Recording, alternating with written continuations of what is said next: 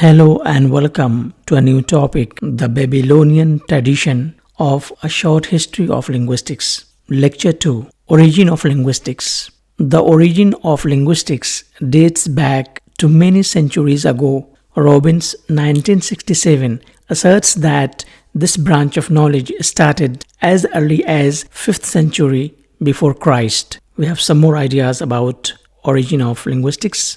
Another tradition of evidence argues that the origin of linguistics goes back to the time of Babylonian era. Now the question is, what is Babylon? The word Babylon is referred to one of the most famous cities of antiquity. It was capital of southern Mesopotamia, what is known as Babylonia. It was believed to be situated about 55 miles south of Baghdad, Iraq. We continue our discussion. Now the question is how earliest linguistic texts were written. During the Babylonian tradition, the earliest linguistic texts were written on clay tablets. The language used during the period was meant for religious purposes, and during the Babylonian tradition, Sumerian language existed. The linguistic texts from the earlier parts of the tradition were lists of nouns in